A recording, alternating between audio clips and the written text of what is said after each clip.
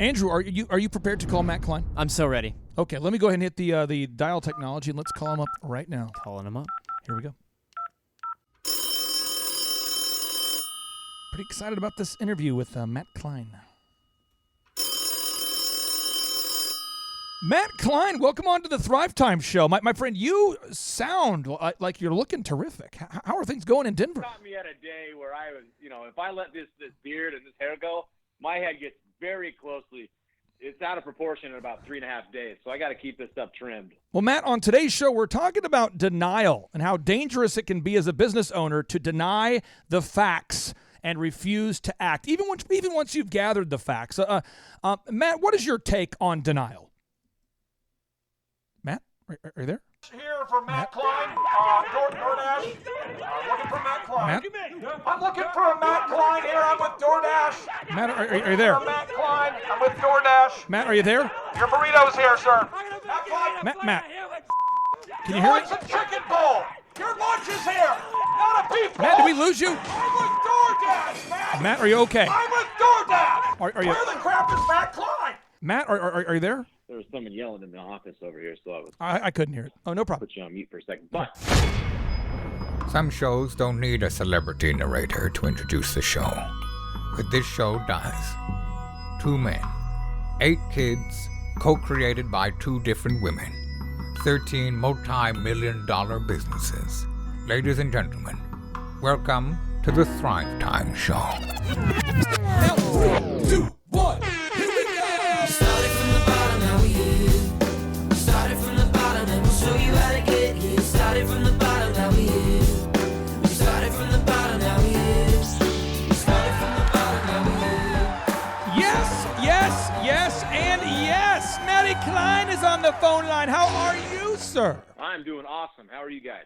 Dude, I'm fired up to talk to you. And Andrew, I'm looking at a note here from Andrew. He's on the show today taking show notes. And Andrew, on today's show, you don't have to take any notes. We want you present in the moment here. I'm here. But before we called you, he was talking about what a proportionate head you have, how your cranium was directly proportionate and centered. Can you talk about this more, Andrew, please? Yeah, I mean, it's not too often where someone has a head that's proportional to the rest of their body, and I was just complimenting you without you present. So Clay has now shed that light on this situation. That's honest to God, 100% true. It just happened. It did just and happen. I'm going, Andrew, who are we to hold back a verbal gift? There's a lot of men running around going, am I lopsided? There are.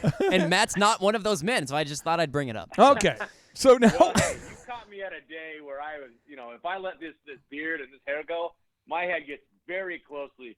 It's out of proportion in about 3.5 days, so I got to keep this stuff trimmed. Keeping it beautiful. groomed. You must have caught me on a good day. Oh, man. Well, here's what we're talking about today. We're talking about Matt Klein's proportionate cranium, and we also are talking about this problem of paralysis from analysis. It's where somebody gets the facts and they won't ever act. It's where you give them a gun, you load the gun, the figurative gun, the entrepreneurship gun, and they do ready, aim, aim, aim, and then they go get a book about praying for success or a book about how to be successful or how to make your life less stressful. And then they watch TED Talks and then ready, aim, aim. And then they go to a seminar and then Matt, then they go to another Chamber of Commerce event. And then even though they have all of the facts right in front of them, even though you're showing them irrefutable data, they're ready, they aim, they aim, they aim. And the rhythm of entrepreneurship should be like this. This is the rhythm of entrepreneurship. You define what you think's going to work. Step 1, you define, act, measure, refine. Step 1, you define what you think is going to work. Step 2, you define and then you act. Step 3, you measure the results. And step 4, then you refine. So define, act, measure, refine. Matt Klein, how big of a problem is this idea of gathering data and then never acting? Well, it's big because if you've gone through the trouble of going and getting all of the facts and all the data for you then to make a decision that should effectively help your business and you do nothing about it, you've hurt yourself in a variety of ways. One, you've wasted the time getting the data. Secondarily, if you don't do anything with it, then you're right where you started, so you shouldn't even look at the data in the first place. right? So why collect the data if you're not going to do something about it? If you're not going to do something about it, sell your business because you're just wasting your time. Andrew, you work with a lot of adults. Yep. Who are 45, True. 50. And I'm going to think of a client that I had years ago. Okay. I won't give any more details. I'll just say they were not in the state of Oklahoma. Mm-hmm. They're in the medical industry.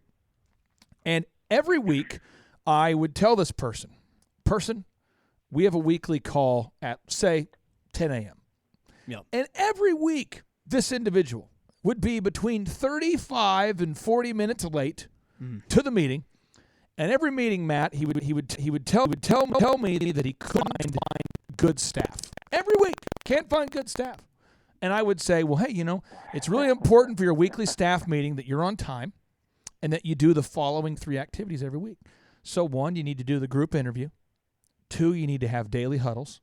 And 3, you need to have a weekly, leadership meeting. So the group interview, a daily huddle, and a leadership meeting. Mm-hmm. And every week, he, 35 to 37 minutes late, would call me and say, oh, Clay, you wouldn't believe the staff problem I had today. All my good people quit.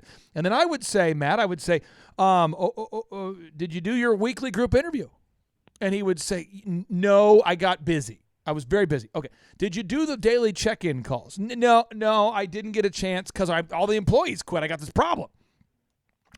Did you start your leadership meeting on time or cancel it altogether? Well, yeah, but, And then he would say, what data do you have to show me that interviewing people every week is absolutely needed? Could you show me some data? Matt, he would say, could you show me some data? So, Matt, I would go through the charade of showing him the Forbes data. And, Andrew, you can find a link to it real quick. Yeah. The Forbes data that would show how long somebody stays at their job. Matt, I would show him the stats that shows the average person who's like a technician level is only going to stay at a job about a year or 2 maximum. And then I'd show it to him, and he still wouldn't do the group interview. Can you relate to that at all, Matt? I mean, am I in a foreign world, in a land here where I deal with people that want to gather data and not act? Is it unique to me? Have you seen this before? What kind of situations could this be common in the world of franchising or just business ownership in general? Sure. Well, I think people ignore the data because they've talked themselves into situations. Like, I'm certainly the person that's done this. I've done this with technicians before. I literally had to sit myself down because I was so worried that so let me kind of backtrack. I was in a state of mind where I had talked myself into my employee could do no wrong. Oh, yeah. And all the data showed the exact opposite, showed that he was stealing, jobs were canceling, he was doing jobs on the side, all these things. And because of our relationship, I talked myself out of that being even possible. So I looked at the data. I looked at all my other technicians. I looked at all the people across the country, and he was like the worst, right? And I had talked myself into this person being so good that he could do no wrong. Well, in fact, he was actually stealing from me.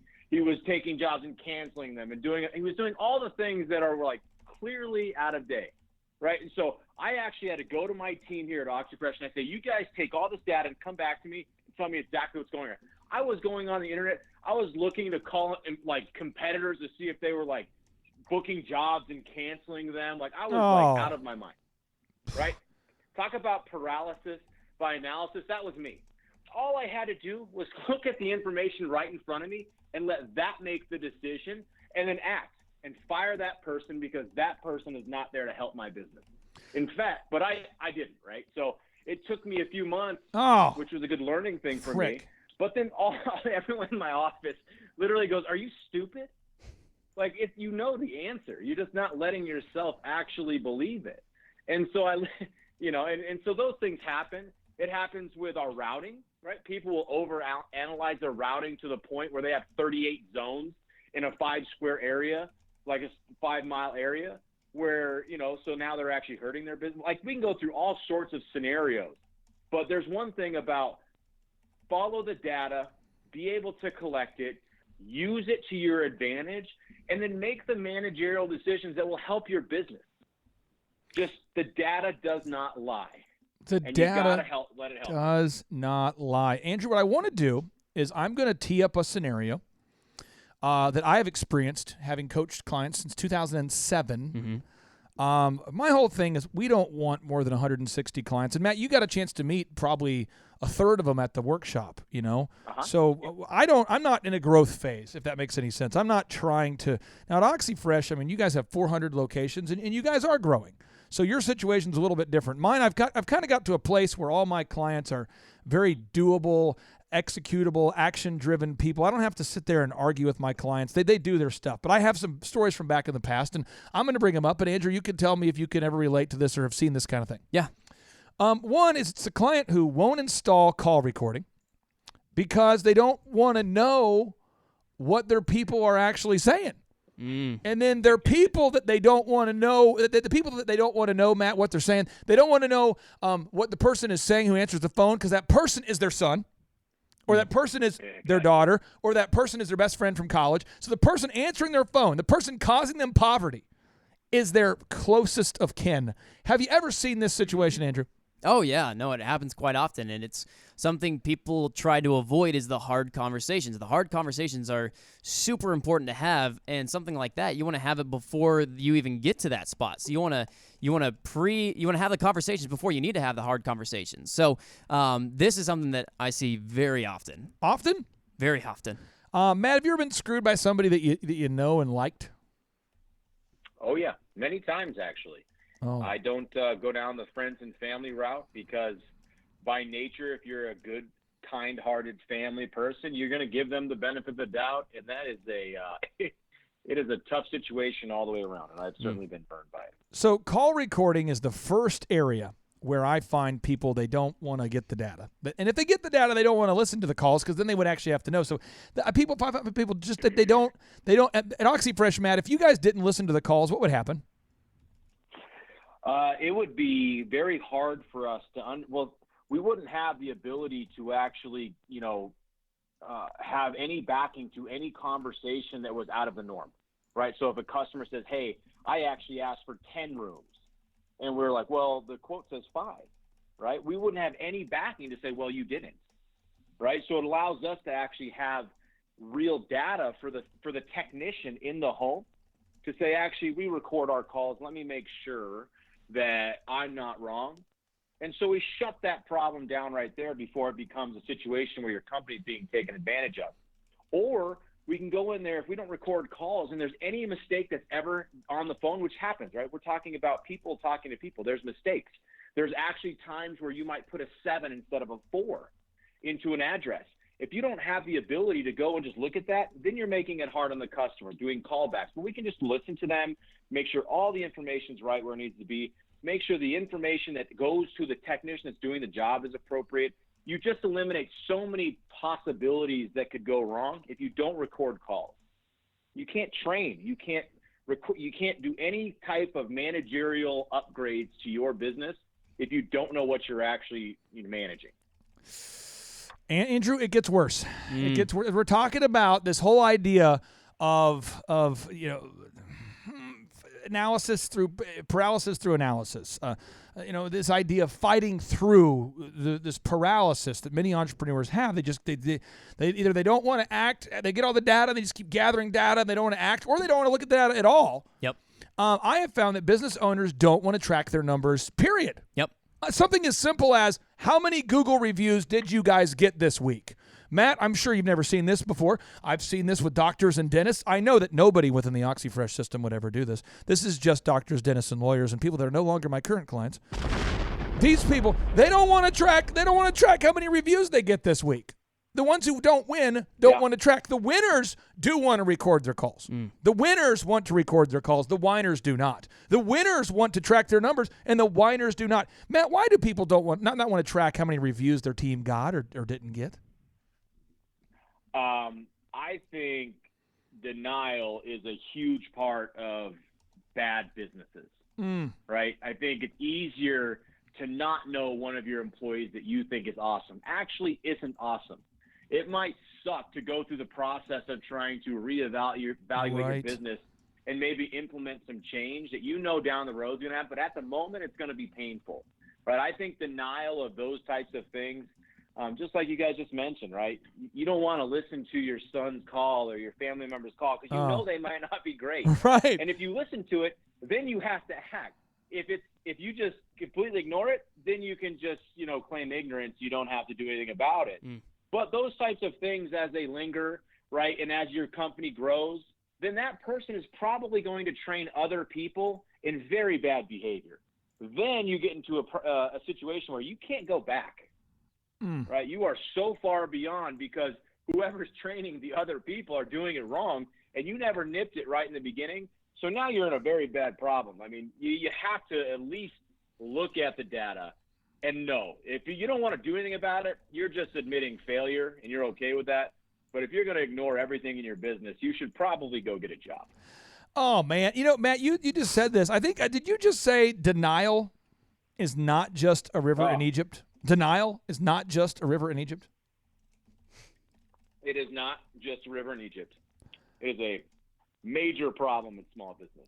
I find it all the time. I find this all the time. I love having Matty Klein on the line. Denial is not just a river in Egypt. It is so important for you everyone to understand that. Write that down. Denial is not just a river in Egypt. It is so important. It is so important that we write this down. Why? Because if you can't face the truth and know what is actually happening, you can't improve it. If you don't know what's going on, you can't improve it. But once you know what's going on, you got to make some changes. And to quote Tim Ferriss, the chart-topping podcaster, investor, entrepreneur, best-selling author guy, he says, a person's success in life can usually be measured by the number of uncomfortable conversations he or she is willing to have.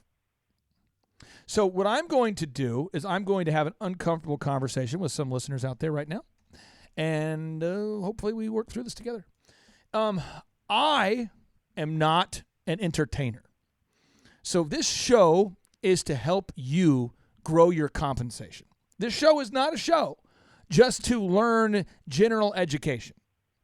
Some people listen to shows, podcasts, and they say, I love the show. It's great. Sometimes he does funny voices and has sound effects, and he hits little buttons all the time, and that's why I listen. It's awesome, and sometimes he goes on a rant, and I get upset, and I boo him in my car, and sometimes I listen, I don't know why I listen. It's like, I keep looking at my rash. It's gross, but I want to keep looking at it. I don't know what it is. But get off my show. Stop it.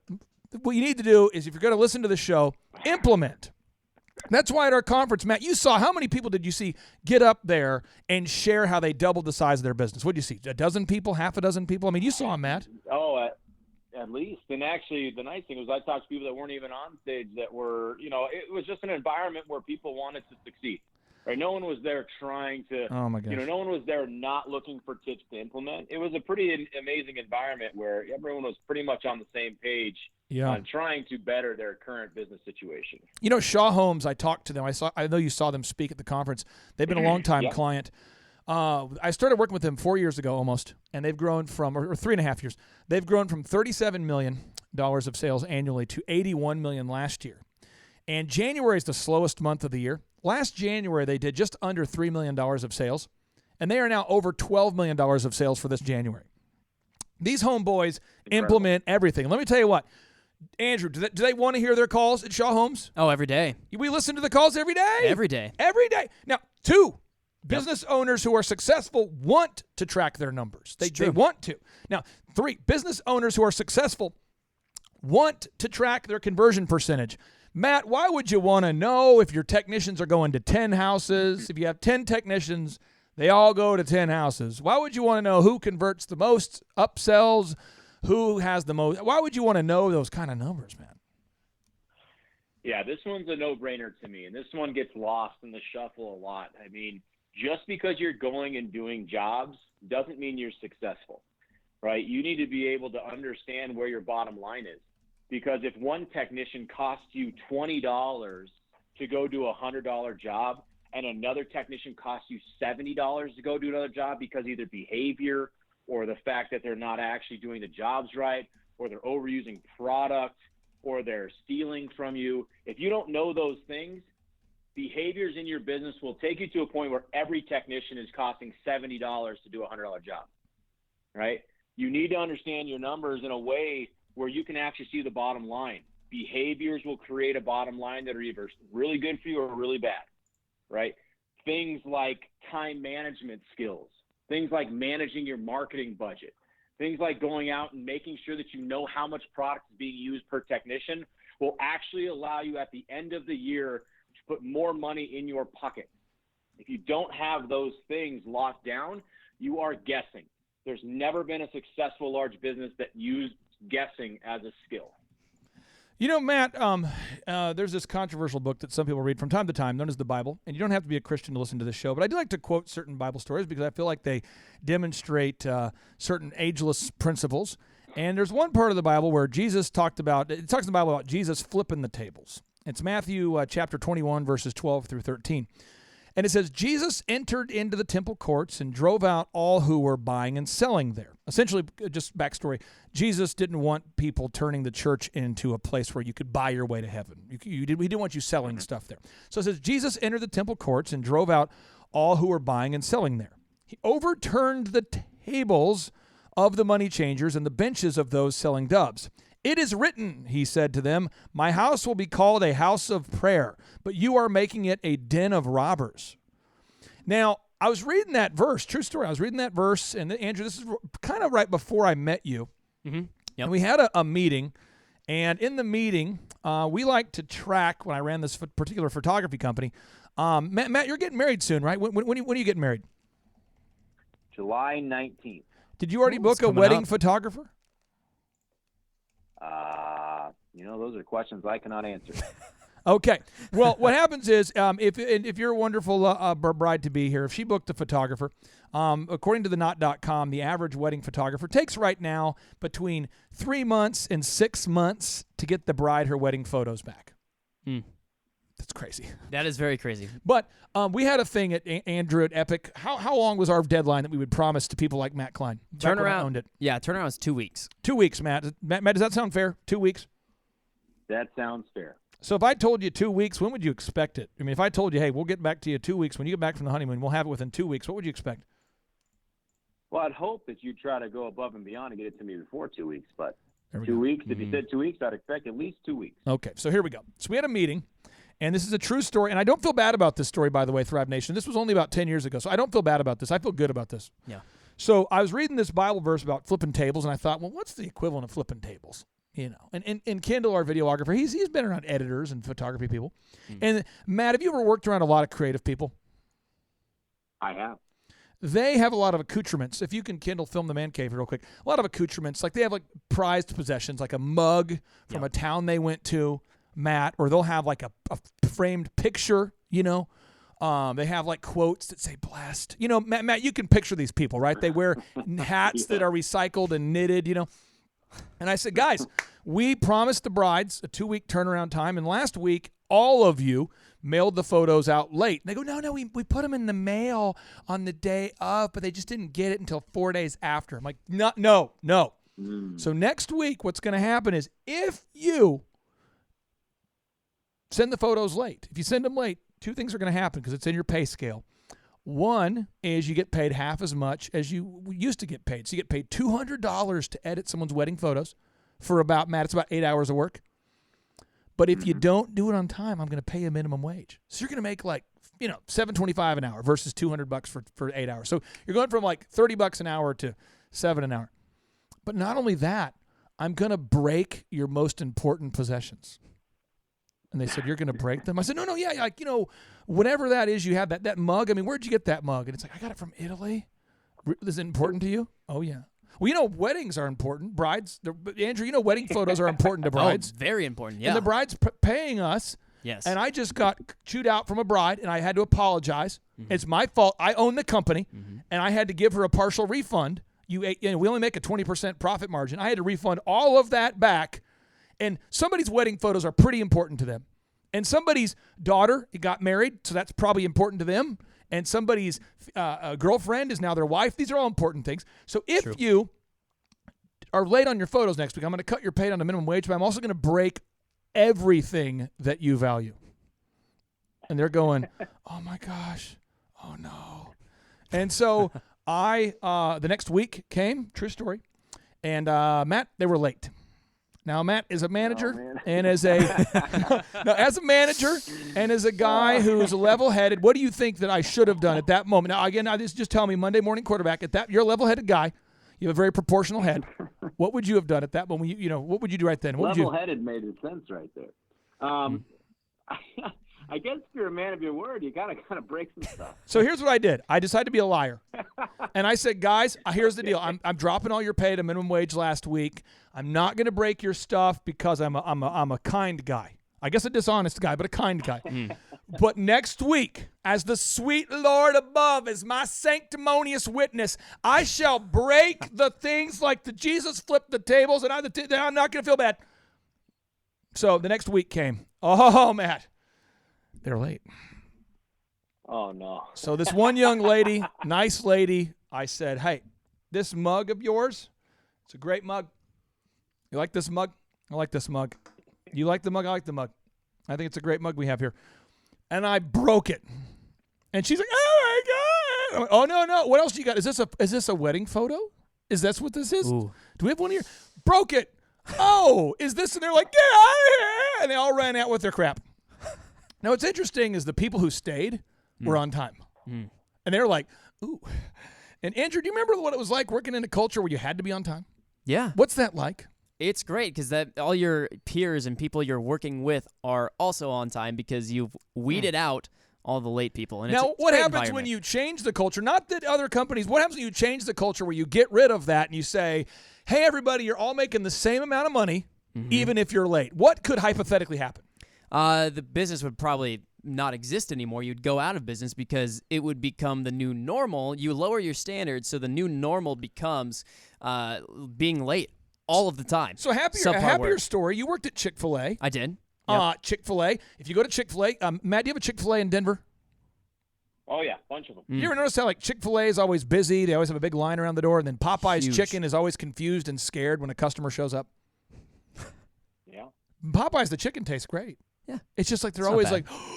like, a customer. Scary, We yeah. should clean the bathrooms for the first time this month. So think about this for a second. Let's think about this for a second. So at Chick-fil-A, how come their bathrooms are clean all the time? Andrew, what kind of crap was going on at Chick-fil-A? What kind of profound management crap was going on? Why are the bathrooms clean at Chick-fil-A? And why? Do you have a Shell gas station out there in Denver? Do you have a Shell there, Matty Fresh? Yeah, we do. Are those bathrooms kind of gross sometimes, or are they super clean usually? I mean, on average.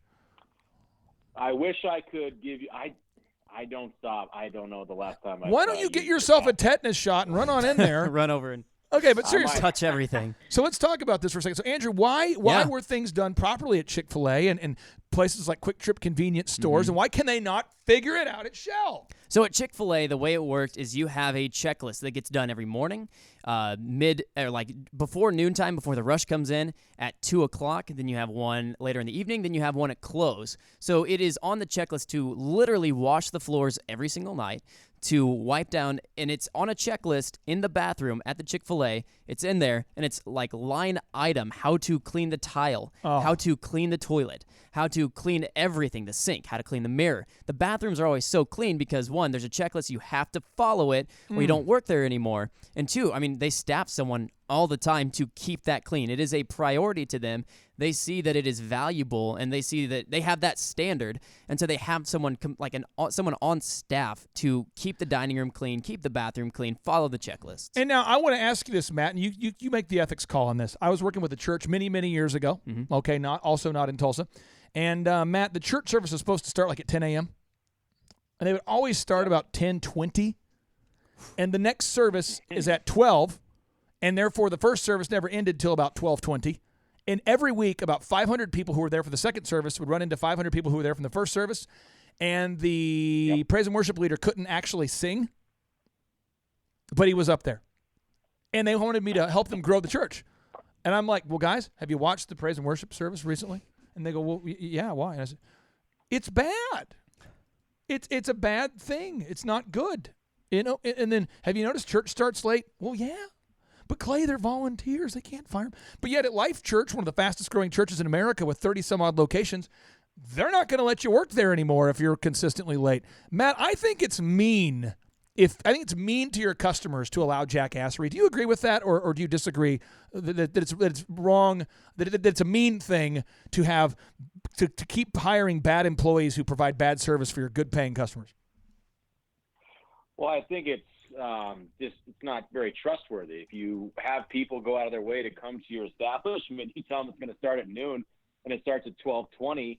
Right now, their whole day is altered. You might not think it's a big deal, but when you do that to 200 people, right, you're going to ruffle some feathers. And if you keep doing it, then you can't really trust. I mean, time management is a pretty easy thing to do, right? That's telling me if I'm going to somewhere and you can't do the one simple thing of just starting your service on time, oh boy, what else are you not doing, right?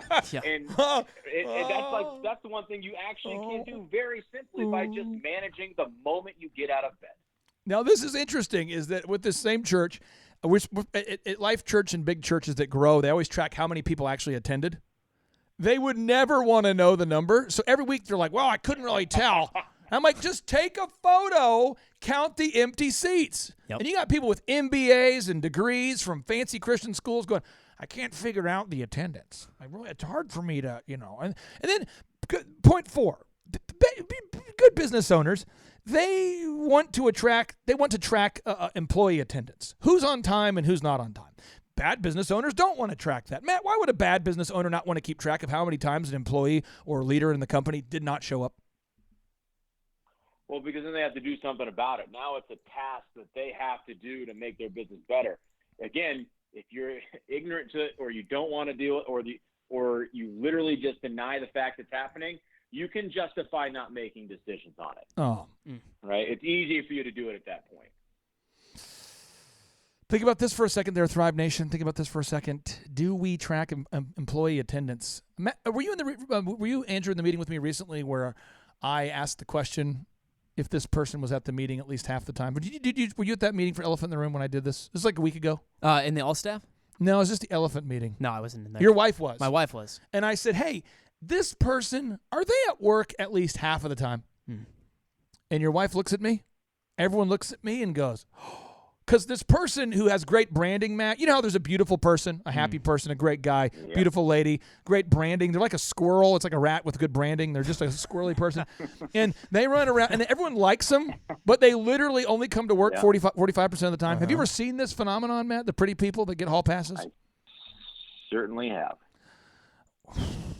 And I would just say that's I mean, in your office, I'm asking you, Thrive Nation, who in your office is that guy, that girl? I mean, are you married to him? Ooh, sorry. Business owners, you don't want to track client satisfaction. Now, Matt, at OxyFresh, you guys call clients and make sure they're happy, and you guys are maniacal about quality control and gathering objective reviews. But why would some people, especially this particular church I'm talking about, they never wanted to call members of their church ever and ask them how the experience was? Why do you think that bad churches, bad companies, bad organizations don't want to track that client satisfaction?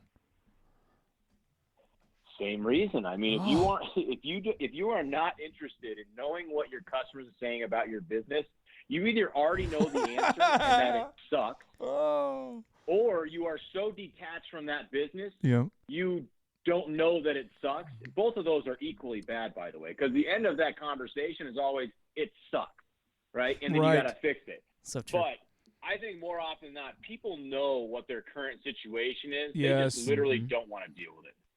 This is what I hear people say. They'll go, well, if you call your customers and survey them. I actually heard this last year. If you call all your customers and survey them after you do a home remodel, some of them might be upset.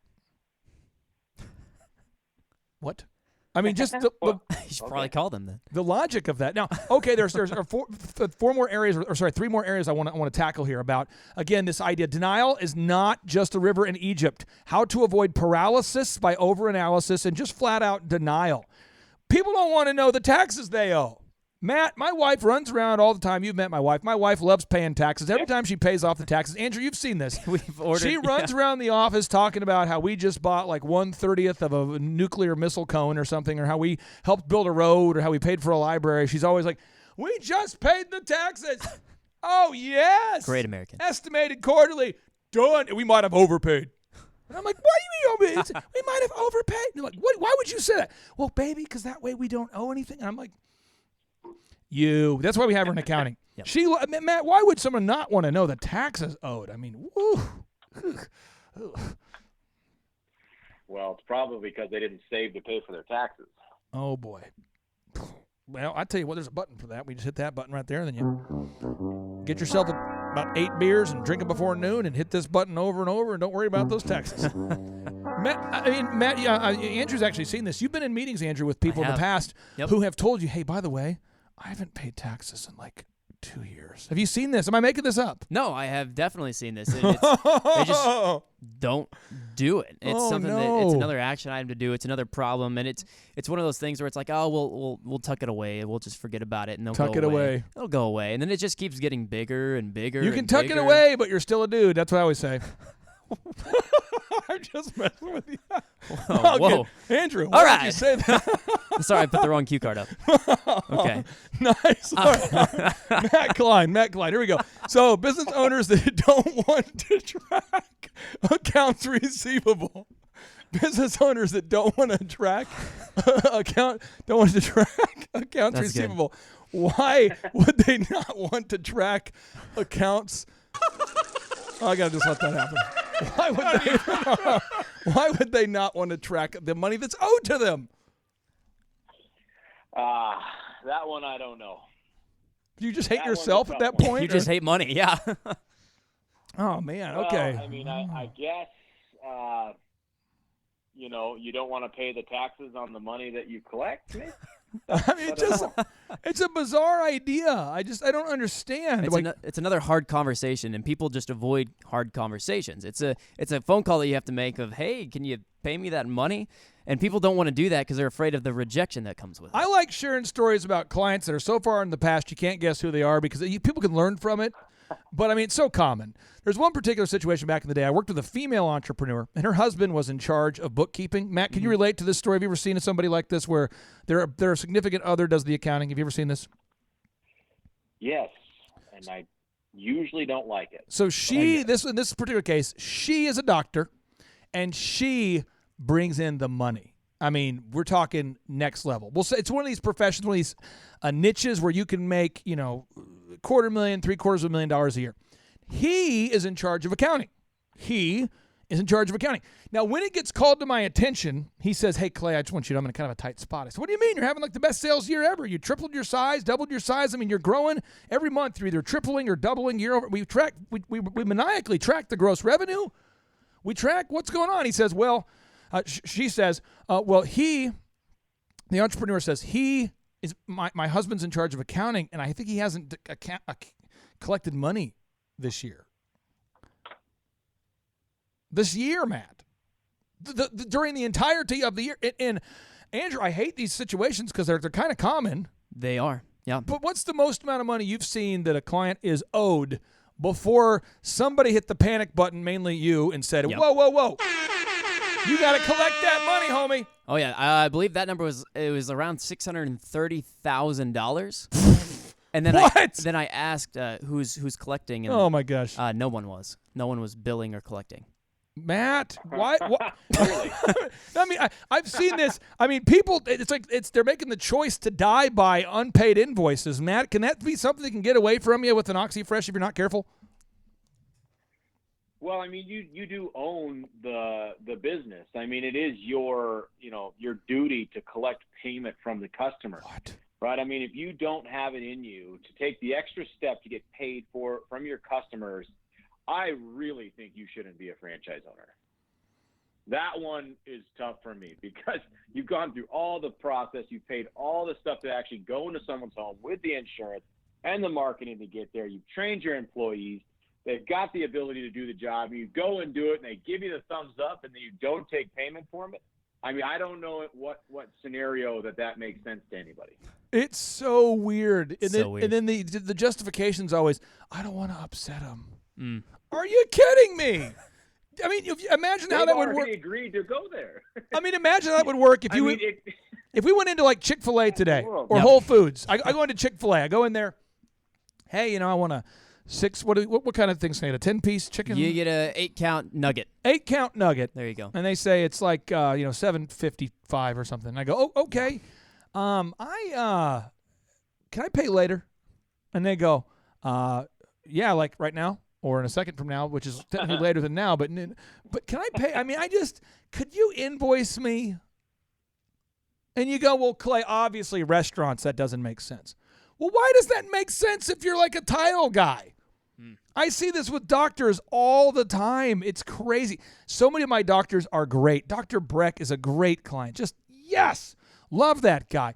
A contractor, PMH OKC, yes, love that guy. Timothy Johnson, the ophthalmologist, love that guy. This is him laughing, by the way. Laughing all the way to the bank right here. That's his voice here. These guys collect, but some people, they just don't collect. And the issue comes back to it over and over, and I hope that I'm helping somebody out there because you are locked right now in the habitual cycle of denial. You are stuck in the habit force of paralysis by analysis. You are stuck in the doom loop of jackassery. And right now, we need to have an intervention. We need to have a spiritual exercise we need to exorcise the demons, Matt. We need to cast out the demons of denial, and you got to pull your head out of your rectum. Okay, my head's out. What do I do? Matt, what would you say to somebody out there that they're, for the first time in a long time, their head is out of their rectum? There it is. What would you say? What do you do? Now that your head's out of your rectum, you're ready to stop denying. What advice would you have? DoorDash here for Matt Klein. DoorDash. Looking for Matt Klein. Matt? I'm looking for a Matt Klein here. I'm with DoorDash. Matt, are you there? Matt Klein. I'm with DoorDash. Matt, are you there? Your burrito's here, sir. Matt Klein. Matt. Can you hear me? It's a chicken bowl. Your lunch is here. Not a beef bowl. Matt, did we lose you? I'm with DoorDash, Matt. Matt, are you okay? I'm with DoorDash. Are you? Where the crap is Matt Klein? Matt, are you there? There was someone yelling in the office over here, so I was I couldn't hear it. Oh, no problem. put you on mute for a second. But what I would say is if you've got your head, your disproportionate or proportionate head out of your butt, Yep. then you should essentially start doing things. Start making a list. Start doing the things on that list that will help you.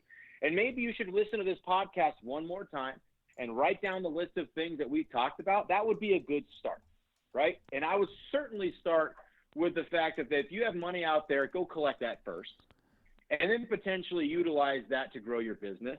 Start looking at your numbers. Start looking at the money that's going in and coming out. Start looking at your employees. Start looking at your customers. Yep. Really start looking at your business. I mean, we see it time and time again, specifically with Thrive. People that have come to your business and said, I need help. These people are seeking out help because they know they need it. Right. It's not that they're not capable. They just don't know the steps to take. So if you don't know the steps to take, find somebody that can help you and then actually go do those things or go get a job.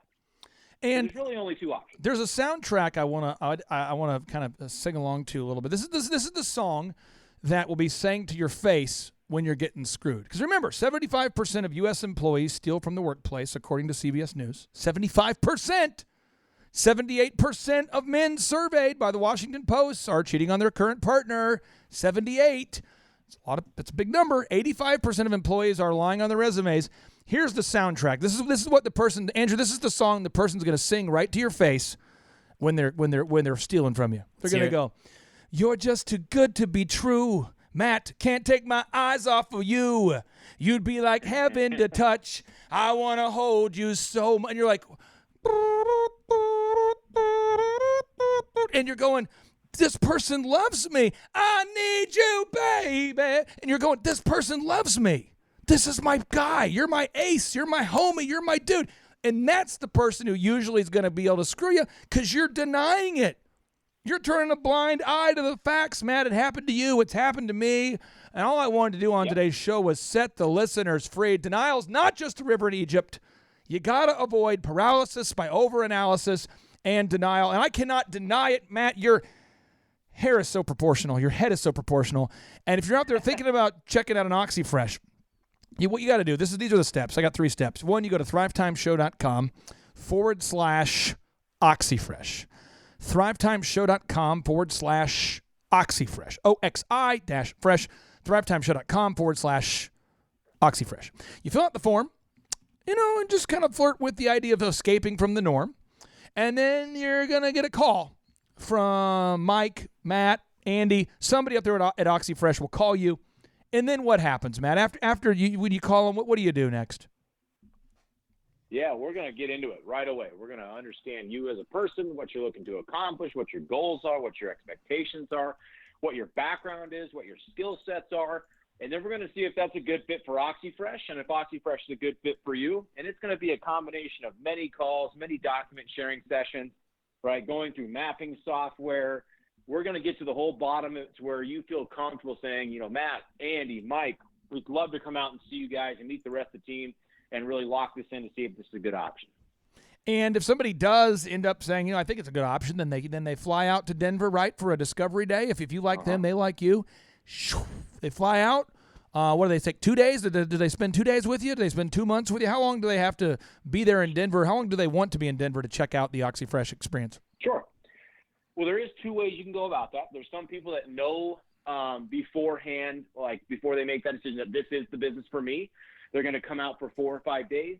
That includes a 2-day discovery, Monday and Tuesday, with the additional 2-3 days worth of in-the-field type of training. They are a franchise at that point.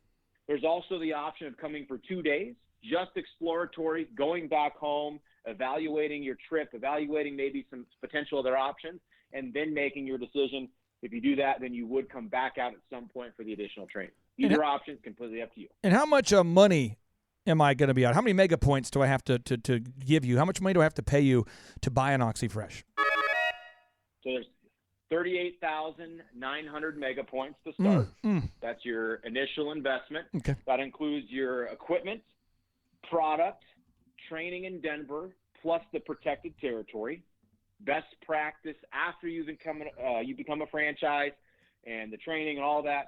You want to have about $20,000 of accessible funds for operating capital to get your business to a cash flow positive state where it can be funding itself and you can consistently grow.